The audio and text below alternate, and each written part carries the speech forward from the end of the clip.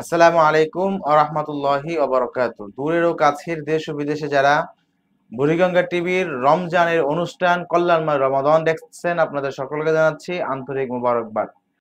মুসলমানদের সর্বপ্রথম যে যুদ্ধ ছিল, অর্থাৎ নবী মুহাম্মদুর রাসূলুল্লাহ সাল্লাল্লাহু আলাইহি সাল্লাম সর্বপ্রথম তিনি যে যুদ্ধ করেছিলেন সেটি হচ্ছে বদরের যুদ্ধ।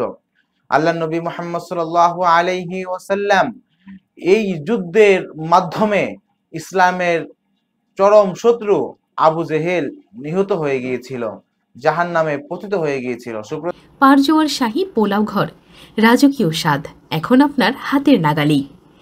আল্লাহ নবী মুহাম্মদ সাল্লাল্লাহু আলাইহি ওয়াসাল্লাম কখনো যুদ্ধ এবং রক্তপাত পছন্দ করেন না। আল্লাহ নবী মুহাম্মদ সাল্লাল্লাহু আলাইহি ওয়াসাল্লাম রাহমাতুল লিল আলামিন নবী। আল্লাহ তাআলা তার নবীজিকে রাহমাতুল লিল আলামিন হিসেবে এই পৃথিবীর জমিনের মধ্যে প্রেরণ করেছেন।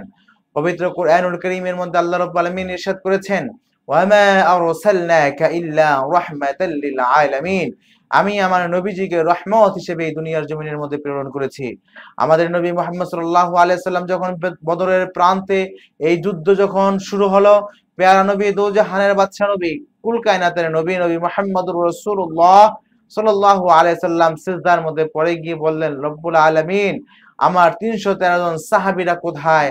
এরা তো যুদ্ধের ময়দানে প্রবেশ করেছে। রব্বুল আলামিন, এই ৩১৩ সাহাবী যদি বিদায় হয়ে যায়, এই ৩১৩ জন সাহাবী যদি শহীদ হয়ে যায়, আমি নবী মুহাম্মদ সাল্লাল্লাহু আলাইহি সাল্লাম কাদেরকে নিয়ে বাঁচবো? আল্লাহ তাআলা, আমার এই ৩১৩ জন সাহাবীকে তুমি শহীদ করিও না। এই ৩১৩ সাহাবী আমার মাঝে আল্লাহ তাআলা তুমি ফিরিয়ে দাও। আমি যুদ্ধ পছন্দ করি না, আমি রক্তপাত পছন্দ করি না।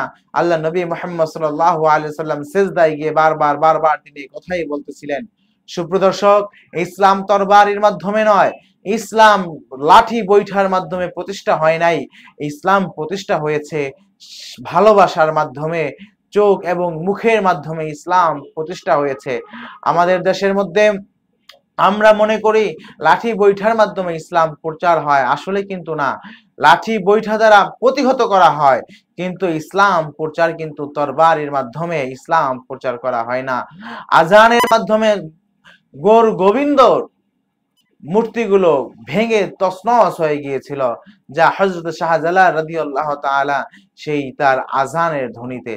সুপ্রদর্শক, আমরা বদরের প্রান্তে যারা শহীদ হয়েছে আমরা তাদের জন্য দোয়া করব, তাদের উসিলায় যেন আল্লাহ রাব্বুল আলামিন আমাদেরকে যেন মাফ করে দেয়।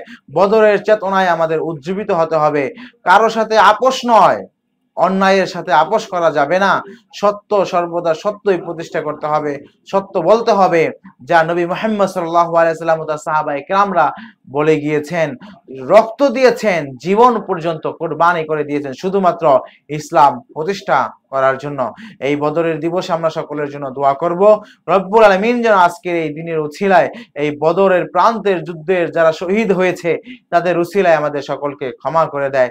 আজ এই পর্যন্ত, আগামীতে আসবো নতুন কোনো বিষয় নিয়ে, আপনাদেরই দেওয়া প্রশ্নের জবাব নিয়ে। সেই পর্যন্ত আমাদের সঙ্গে থাকবেন। বুড়িগঙ্গা টিভির কল্যাণময় রমাদান অনুষ্ঠান থেকে আপনাদের আবারও সুস্বাগতম জানিয়ে এখানে শেষ করছি। আসসালামু আলাইকুম ওয়া রাহমাতুল্লাহি ওয়া বারাকাতুহু।